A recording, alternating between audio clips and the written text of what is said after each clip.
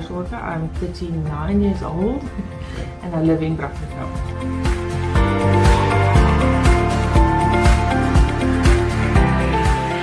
I grew up in Johannesburg up until the age of 11 when my parents got divorced. And then we moved to Cape Town. My mother and my brother and myself moved to Cape Town. Childhood was difficult at times, having to cope with parents that were divorced.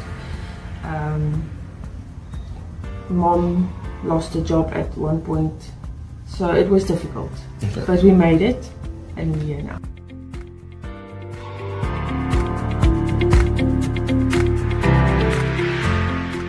Started in school when I was a counsellor for the junior learners, and then after that I thought, well, this is obviously what I want to do, is to help people.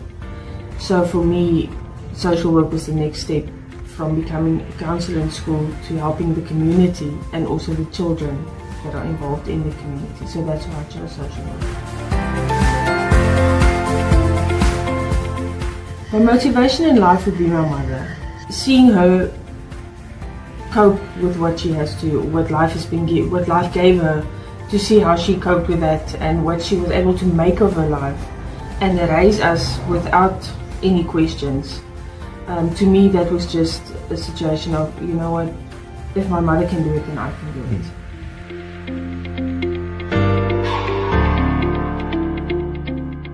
There's no need for me to go and seek something else. I'm happy with what I do. I love working with the kids. Being in a child protection organization, that's my passion. So for me, there's no need to go and search.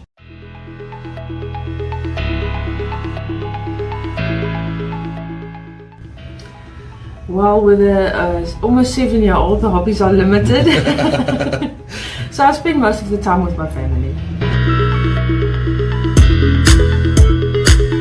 To help a family and to see that the children are sorted out. Especially when we have sexual assault or physical abuse, to being able to help that child and put him in a place of safety, or change the circumstances to the extent that that child has been sorted out, or arranging therapy. To me, it's just to see that the child has grown from being a victim to being someone who can say, listen, this is what happened, I can stand up for myself.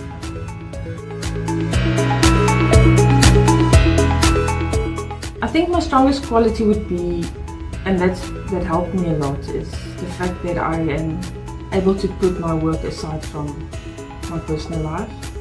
I've seen that ruin people's circumstances at home. And then also, they don't always see it here in the office, but I do have a sense of humor that makes life easier for me to deal with what we go through every day. I mean, this is trauma, it's a lot of stuff that we go through. So yeah, I think just being able to let go of what you had this day, what you faced, what you've been going through, and just say, I'm done here, I'm going home now, and this is my next phase of the day. Just to let go. So I'm trying to take it back to the children, because that's what we do. Is to, I mean, if I look at, I work in Kuilsriver in the town area, but I also work on the farms, and the circumstances that the people live in there is really not nice.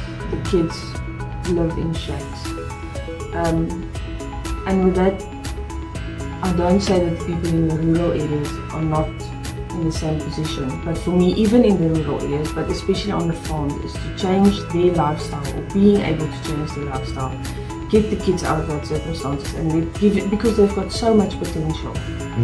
Give them the opportunity to grow and to be what they are supposed to be, and become what they were supposed to become. Okay, so I think what I would tell them is to make sure that you are able to draw the line between work and personal life, because that can be a major thing. If you are unable to do that, you take your work home with you.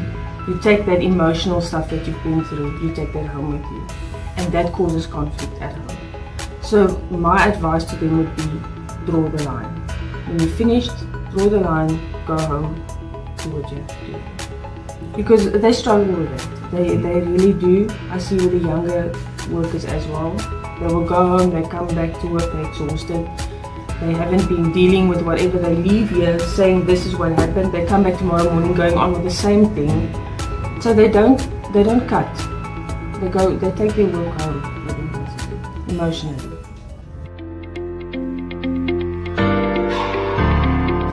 Let go and let God.